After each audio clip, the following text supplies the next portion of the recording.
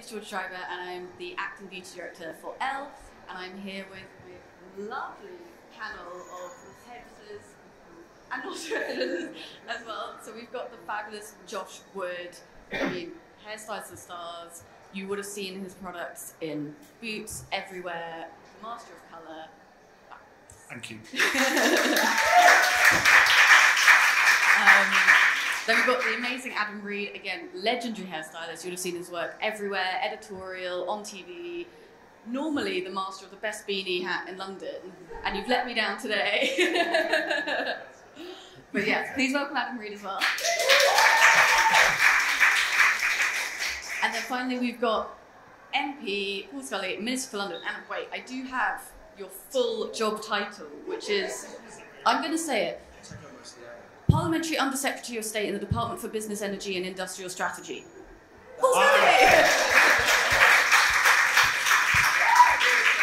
Quite a catchy one, that. A scroll. And today we're kind of here to talk about the high street, hairdressing, and also the impact kind of small business can have upon, I guess, the hair industry and how that's kind of formed your guys' careers, how we're moving forward after kind of a tough year for the industry and small business, and kind of picking the brains of these amazing people moving forward and hopefully giving you some advice on yourself if you're starting a small business as well. So I kind of wanted to start off with you guys about how the high street and hairdressing and small businesses really supported you in starting your careers in hairdressing. Yeah, that's interesting. It's quite a broad question to start with. Well, do you know what's interesting? I think, and I know we're going to talk a lot about the last 2 years, but I trained on the high street in Somerset, and the high street really was the heart of every community. And I really believe sitting next to, I'm going to say coffee shops in Somerset, they weren't really coffee shops, they were more like a nice little chintzy cafe. Hairdressers really held the, hairdressers and charity shops, I think, were the sort of thing that held a community together. And I think one of the things for me was the fact that in a smaller town, it really, really was the lifeblood, and it's something that we have spoken a lot about over the last year. It is the lifeblood of the high street. It's where people go to converse and to communicate and to share stories and to just feel that little bit better. And it was something that I was always immensely proud of. And then when I moved to London, I started at Charles Worthington, not far from here in Covent Garden. And again, it really was coming to a bigger city. It really was the lifeblood of London. There's no doubt about it. You knew where salons were.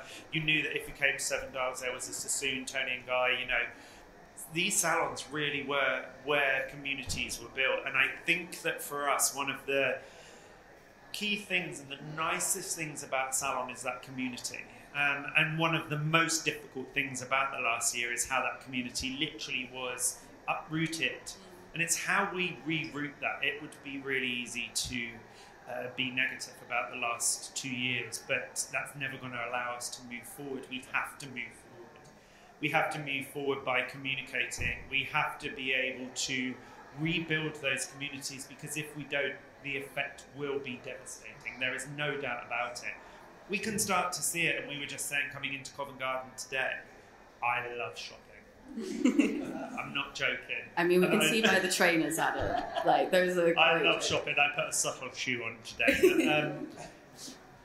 There is something about being able to do that and having that taken away. It's been one of the hardest things. I know as a hairdresser and somebody who is, we're very intimate, just in the nature of what we do. We're touching people's heads, and we're very close to them. Having that taken away, the impact was huge. It was huge on community. It was huge on keeping a community together. And in London, more than... And London and the city, I think we've really seen the devastating effect of what has happened. And for now, it is about how we're going to switch that and bring that community spirit back. Because if we don't, we're buggered.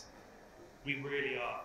And I think that it's something that is a nice positive once we know how we're going to be able to turn that around. But as hairdressers, honestly, it's one of the best jobs in the world. It's proven to be one of the best jobs in the world. It's proven that hairdressers normally are the most happiest people in their career. No, Josh and I have had many conversations last year that we're not. Look at this smile. I've not been happy in the last year. I think it's really interesting. I mean, my journey was very similar. A very small town in Yorkshire, Barnsley, escape to London.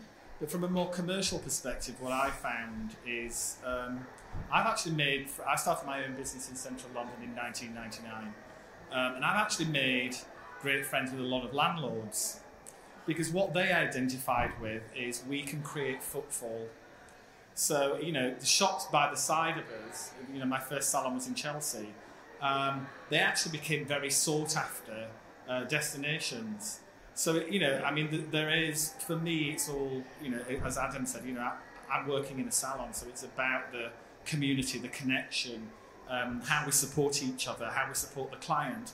But ultimately, from a growth perspective, I don't think there are many businesses actually on the high street that can guarantee such high level of footfall. Well, we were saying earlier, it's sort of one of those few industries that you can't digitise, and obviously the past year we've really got into our Deliveroo, restaurant kits, and it was an amazing way for certain industries to kind of innovate and move forward, for restaurants and stuff. But actually hairdressing, you can't Zoom someone's hair. I've been doing it. Yeah, but you've been telling me how to do it on myself, and I can tell you it's not the same. It might not be, but you didn't have to walk around with ropes. True. But I mean, in a good way, in a positive way, it's a physical industry that is requiring a physical space for us to go into. And although there are ways to innovate, it's a reason to reinforce the high street and to keep going with those new small businesses. It's so true. And we were doing consultations, and both Josh and I love product. Josh has an incredible product range I'm not just saying it. Your glazes got me through lockdown. I absolutely love what Josh does, and product is in my blood, and it's something I'm going to be launching. But from the personal touch element, and again, it's something we were chatting about. I only opened my salon 4 weeks prior to the first lockdown, and it's been hell. I'm not joking, it's been absolute hell. The communication, I am definitely not a businessman, I am the creative. Trying to get the information to know how to keep my business afloat has been near on impossible. I found that very difficult. But I fully understand that nobody understood the effects of a global pandemic. So we've all been working together, and again, we're at a place to move forward.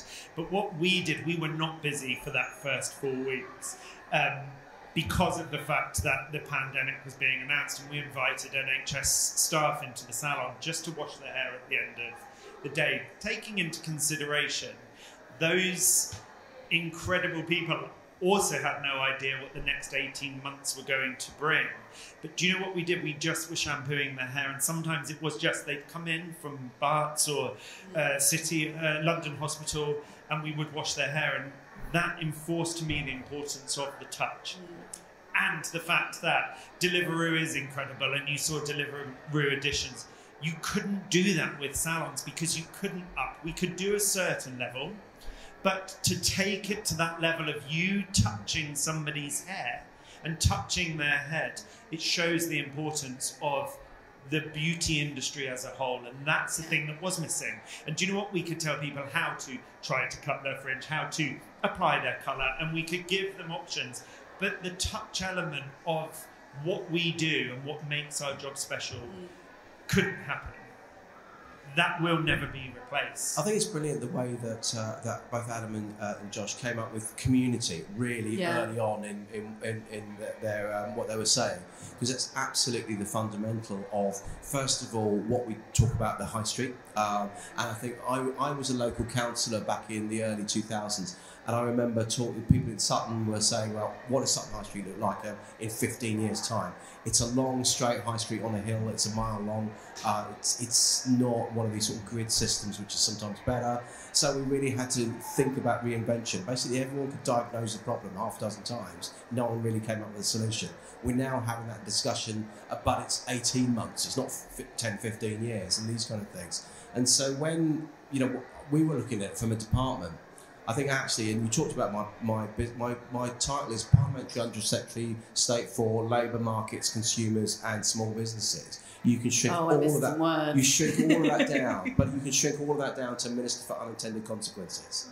And that's basically the last 18 months, because I have run businesses for 25 years before I was elected, small businesses, micro businesses, and it's very much, okay, fine, where's the problem, how do I deal with it, and then get crack on and solve it, and these sort of things.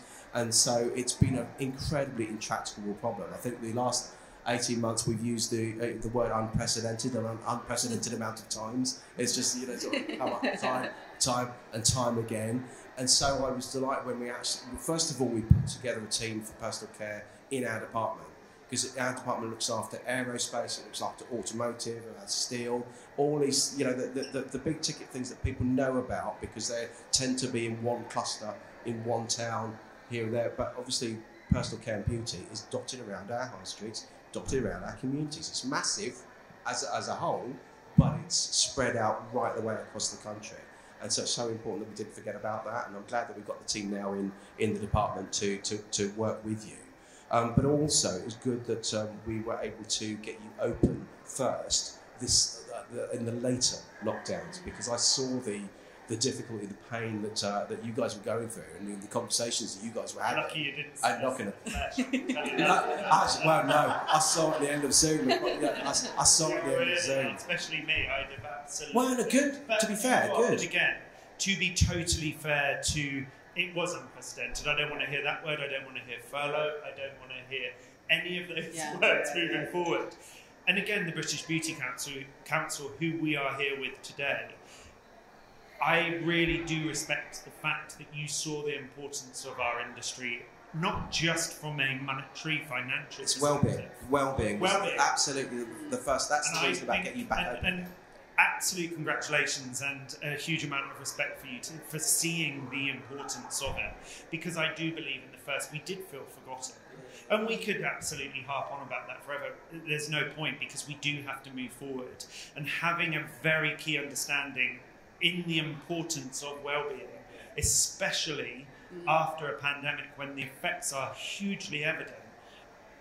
I take my hat off to you guys. We literally could have ripped you apart because it was difficult, but of course you didn't understand, and you've listened. And again, thank you, Millie and the British Beauty Council, for actively pushing this, because they have done a fantastic job. And I think you see just in the building today how important the little things are. Yeah. Because honestly, without that, I do not believe we'd be coming out of it so positively.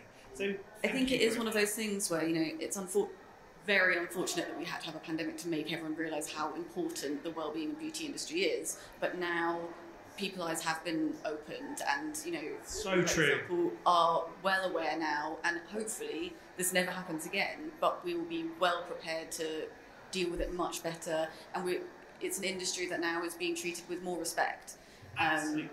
Because it isn't, lipstick's good and a blow dry is good, but it isn't just about that. It's about when you can feel more, you can feel stronger going out, and you know that sometimes is a mask, and that's absolutely fine, especially after what's happened.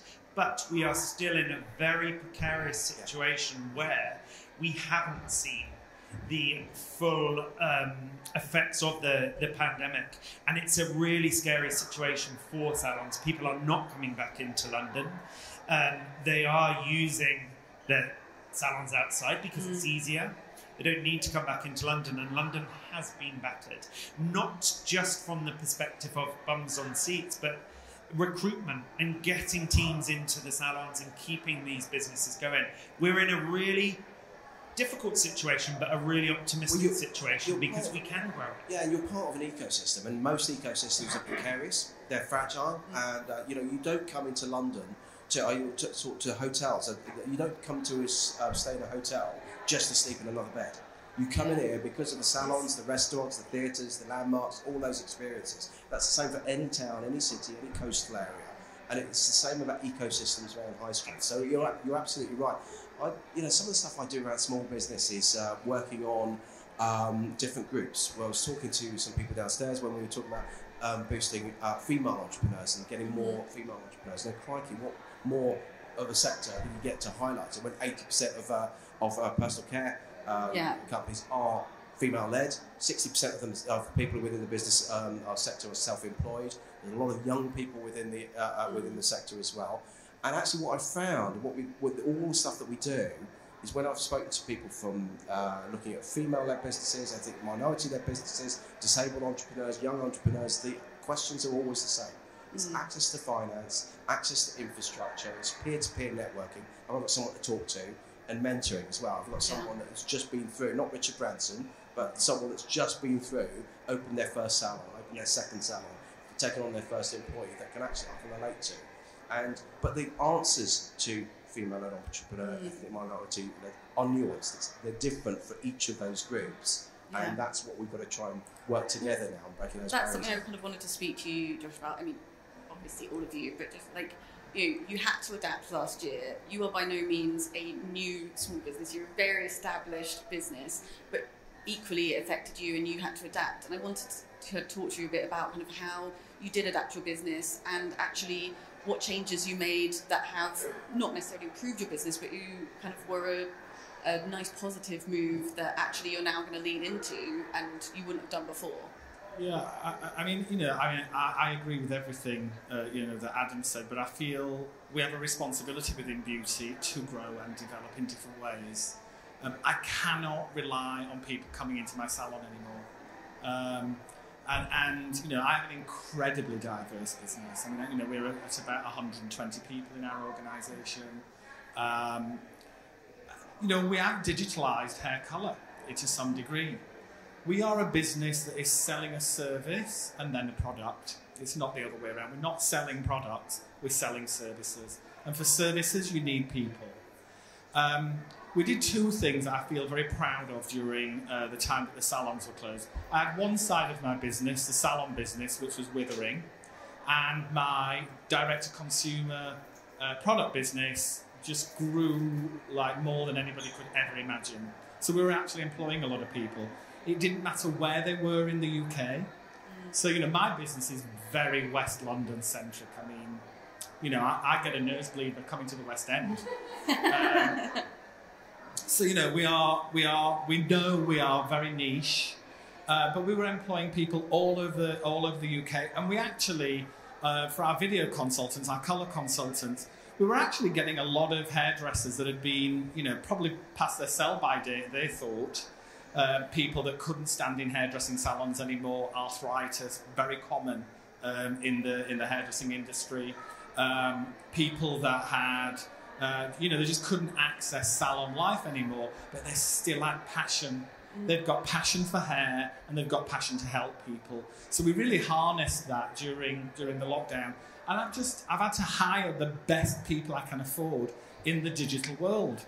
I'm really not tech savvy at all, but I do think for our industry to survive as a whole, yes, small businesses vital, the people in those businesses, but we have to grow in a different way.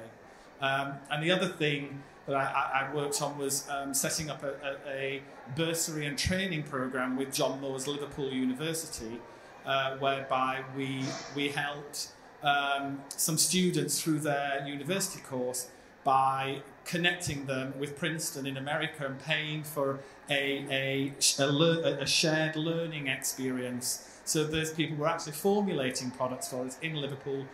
They didn't have access to online lectures, so we hooked them up with people in North America.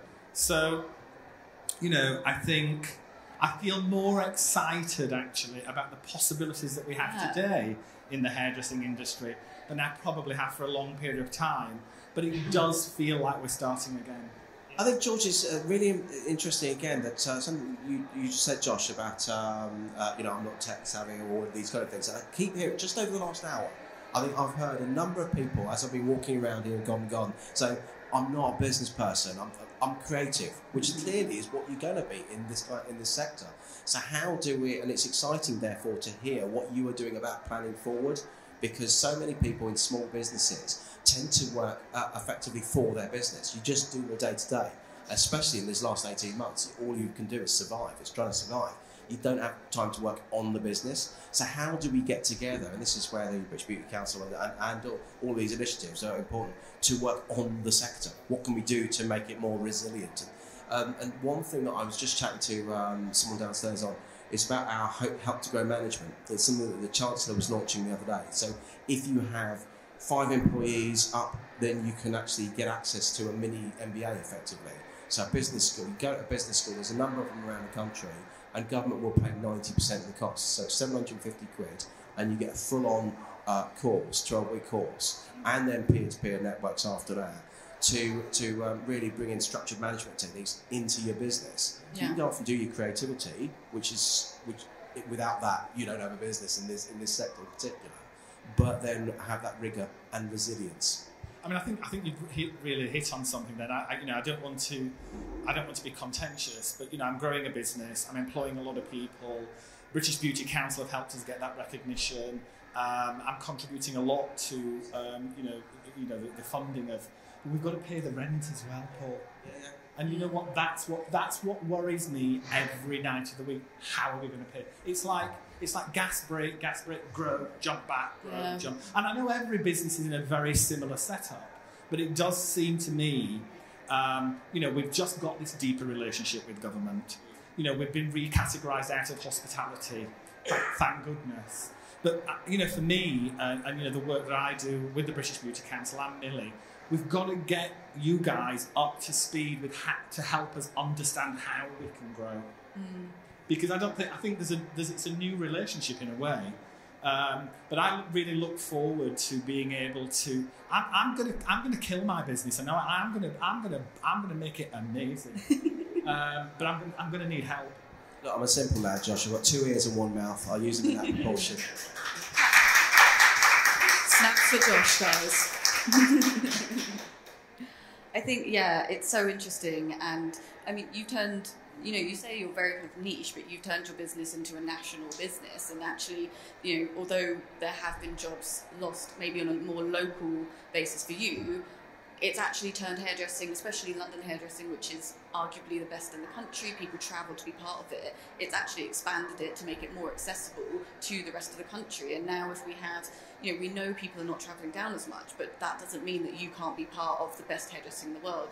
And your company, diversifying the way it hires people, is making it more inclusive. And that's really exciting.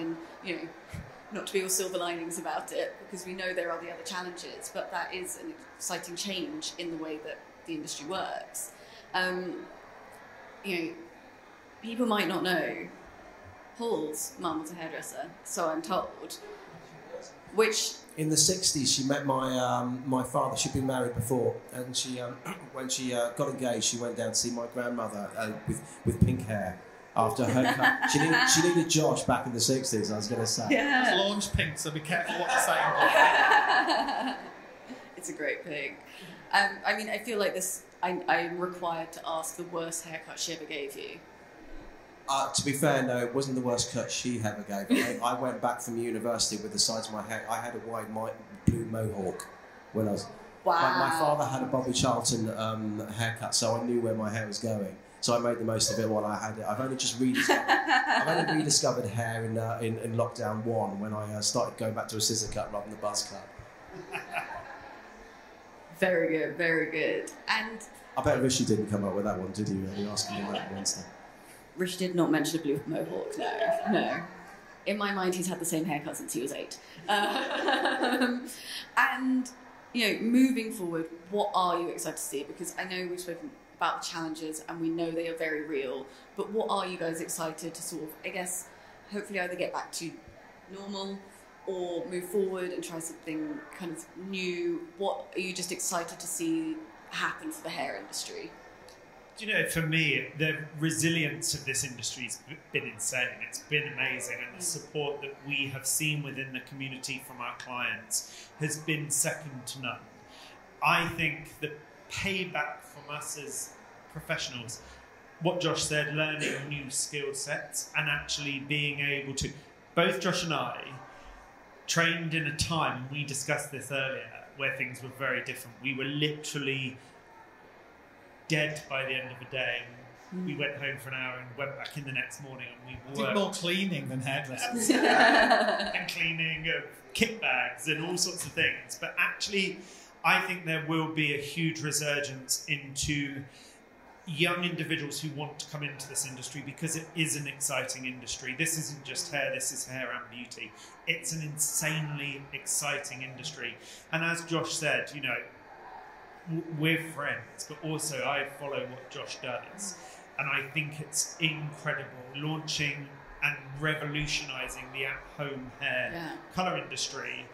I don't think in our lifetime anybody thought that would happen, and Josh has done that. I think that's really exciting.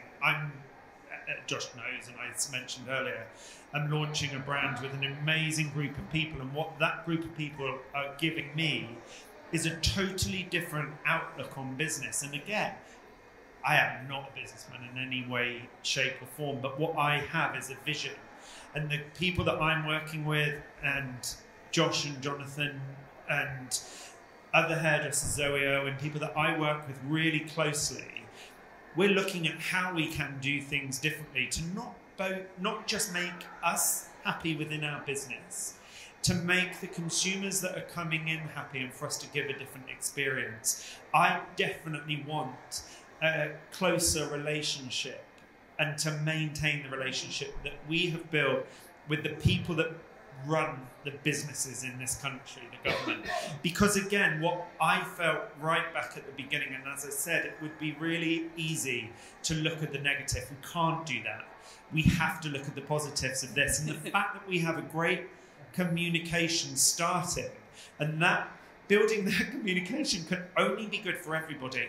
And where we were talking earlier about self-care, looking after yourself, nothing stronger has come out of the last year for me than we have to look after ourselves, and we have to look after each other. It's key, because actually that's what was proven. Communities are about looking after each other, and from that you feel like you're looked after yourselves. That is what's going to come out. And do you know what?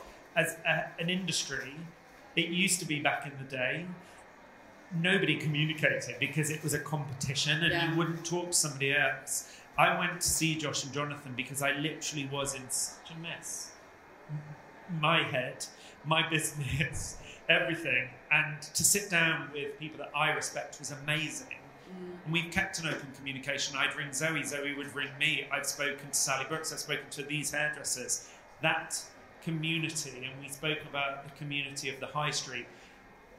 Community is key for us to move forward. Well, it's about collaboration, moving forward. Absolutely. You know, Matt, I mean, whatever you do with your range, I will be 100% supportive of it. And I think that could be a slight shift in the beauty industry. Because actually, our competition is L'Oreal or Weller or Procter & Gamble or, I mean, you know, companies that are worth hundreds of billions. You know, that's one of our greatest struggles. Yeah. And there are some incredible beauty brands that have grown to be globally recognised, multi-million-pound businesses that come from the United Kingdom. And again, it's about how we are going to support people coming into our business, giving people opportunities, but helping us grow and figuring out how we can grow. I mean, I can't trade with Europe anymore because of, you know, the situation with Brexit, and I'm figuring that out. So it's made me diversify somewhat from having a business solely in the United Kingdom, and I was trading in Europe, to now pivoting, and I'm going to trade in North America, because it's easier to trade in North America than it is to trade in Europe. It's so interesting. And kind of finally, I wanted to kind of ask on that subject of, aside from being collaborative and working more openly to kind of source the people who can bring what you need to the business, I wanted to kind of ask your advice for kind of anybody here that's starting their own hair salon or small business or hair business, aside from don't bother, if they are going to do it, you know, your advice for starting up in a time where, you know, it's been really tough, but there could be opportunity there. What is your advice for kind of getting that going?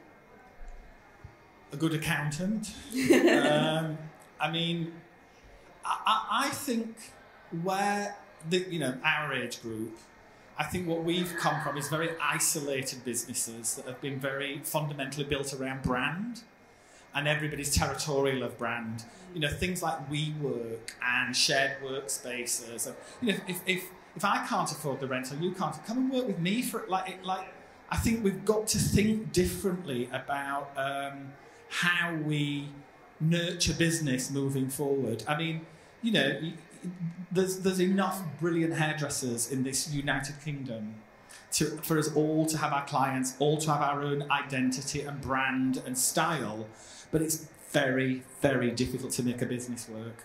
So the more we can share, you know, learned experiences, as Adam said, you know, he came and chatted to my partner Jonathan, and our door's always open. Because I'm never going to be able to be as successful as I want to be without collaboration and support and encouragement. Yeah. I want a machine to print money. I can give you a tree. Fantastic, thank you very much. Do you know what? I just absolutely echo what Josh said. Share, ask questions. Don't worry, don't ever worry. We have an incredible ability to communicate now. Social media is a double-edged sword, but if you want to ask somebody a question, now is the best time to do it. Message them, find their details, pop them a message through, ask if you can go and have a cup of tea with somebody. I've always done it, to my own detriment, sometimes turning up on people's doorsteps and getting arrested for being a stalker, but different story. But don't be scared to ask, and that comes from everything. You know, you'll know we speak to you guys continuously, and we have such a great relationship. Continuously. But also now we have there's an open door to the government where I do believe we didn't have that prior, and just ask for the advice. If you don't know it, ask. If you don't have the right people, hunt out the right people. Yeah. And people are diversifying way more now. Know your strengths, but also don't be scared of the things that you've not naturally been strong at, and give it a try with the right support and the right people around you. I think it's key. And my motto for everything is teamwork makes the dream work, but it really is true. And make your own team. The teams are bigger than what we thought they were before. Yeah. Because we used to think our team. So true. Now we're all a team. Because we've got to support each other. I mean, for me, the motto is you're not alone. Yeah. I was speaking to a business coach the other day, Alan Watkins, and he was talking about I, we, and it. And we often talk about the it, the product, the business, whatever like that. The we is exactly that, the team, and it's not just your internal team, it's your relationship with your customers, with your suppliers, and the I is getting yourself right, actually into the mindset of an entrepreneur that can be resilient, but that resilience can often be built with other people, not just the collaboration that you rightly said about the business itself, but about your mindset, because the mental health issues that we've seen in particular over the last 18 months have been extraordinary. When I used to work, one of my businesses, I was working from home, I used to make sure that every Sunday I'd go down the pub with a mate that was doing the same thing, just to get out of the house, because my commute was from here to about 10 foot. And so it's just trying to have that different sense of expansion and get out the home. It's important that government does not create wealth, it doesn't create jobs, it doesn't run the businesses. And crikey, I would not want any politician to be doing that. You guys are the entrepreneurs. You're the ones that know your product, know yourself, know your footfall, and how to develop that. I want to be there giving you the support that you need, creating the landscape that you need. We have 38 growth hubs around the country, great places to go and start to get business advice, the rounded business advice. My job is to make sure that those growth hubs give you localised, tailored support, but consistent, so it doesn't matter where you are around the country.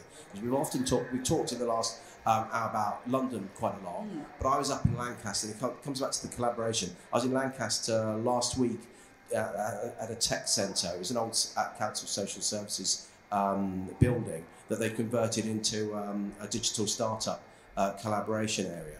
And the people there were saying it's great because we can talk to all these other guys about the different aspects of business and get advice. It means I don't have to move out of Lancaster. Yeah. I don't have to go to Manchester or indeed London. And it was similar, Josh, to what you said about escaping from Barnsley. You may want to escape from Barnsley, but some people want to set up a business in Barnsley. They should absolutely have the ability to do so without fearing that. Let them move out of Barnsley through choice rather than compulsion. Yeah. All right. Well, thank you so much.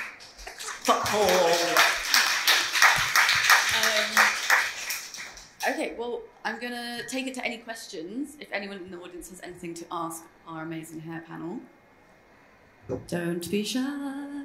They're very friendly. Look how friendly they are.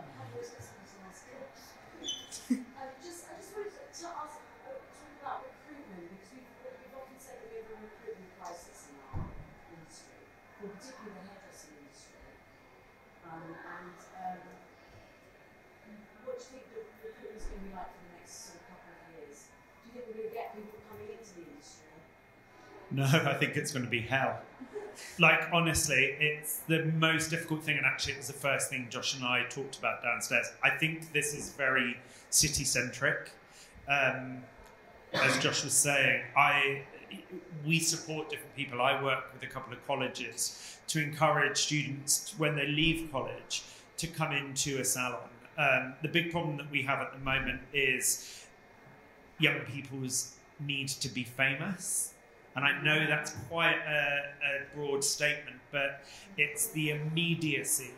And actually, it's like, well, if I don't get 3,000 followers on Instagram when I come to work for you, I don't want to work for you. And honestly, it sounds quite trivial. That's a big issue. We have a big issue of the how much we can afford to pay a support team when our rents in London are so expensive. Because it is still, I have an apprentice at the moment who's 24, and literally, I feel like sometimes I've got to drag him onto the shop floor so his worth is met by what it costs me to keep him when I have ridiculous rent and all of the costs of the last year. But saying that, it is an incredible industry to come into. We need to get them at grassroots level. We need to get them from school. They're being pushed into colleges. And not coming into an apprenticeship, and I have to say an apprenticeship is way more, it gives you way more stability, but there's nothing wrong with a college if that's what you have. I trained in a college as well as a salon, I did the two, but from school they're not being encouraged to come in to do an apprenticeship. Apprenticeships are so important, so important. We also have at the moment stylist levels wanting to be self-employed. This is one of the massive negative effects. And I'm saying it's negative because I personally can't get my head around the benefits against the fit. It's a fucking nightmare at the moment. I'll be really honest. That's a real issue for us because we want to employ our staff. When they want to be self-employed or freelance, which is being pushed and encouraged, the issues that we then have is they see that as a benefit. I can help you on that one. Yeah, because I'm not really there yet. I mean, I'm the product of a government scheme. I mean, there's probably not many people in the room old enough to remember a youth training scheme. I did it. £29.50 a week. But I was on a youth training scheme, and I accessed this industry and my career from that point. So if we could do it then, in the late 80s, we can do it again now. Absolutely. But we are going to have to think creatively, because £29.50 a week and sweeping floors and cleaning toilets ain't going to cut it. And neither should it. But, you know, we have to be aware that to get young people excited and interested beyond the fact that you can, you know, the most amazing creative outlet. You can work in environments like film and fashion and, you know, incredible, you can access incredible different creative industries. We've got to get digital. They all want digital, and we are the most on-digital. We've been overlooked. So for me, stitching something together that makes a career in hairdressing, if you're a 17-year-old, look and sound interesting, we're going to have to rethink. But I feel very, very confident that we've had a barren time. This period has made us realise that, and again, it's now our responsibility as employers and entrepreneurs to pull our finger out and make really attractive growth opportunity for young people. Without a doubt, and the business side of hairdressing as well needs to be encouraged. So, not just hairdressing, actually, beauty. It is when you see somebody who isn't a hairdresser but runs a hairdressing business successfully, it's insane. I spoke earlier about Charles Worthington and me starting with Charles Worthington. What Alan Peters did for Charles Worthington was immense. It was unbelievable, and the business mind and the way that they looked at the beauty industry as a whole, it was revolutionary. And again, encouraging people that they can have an incredible business within the beauty industry, because again, you often find it's people that didn't start out in beauty that then come in.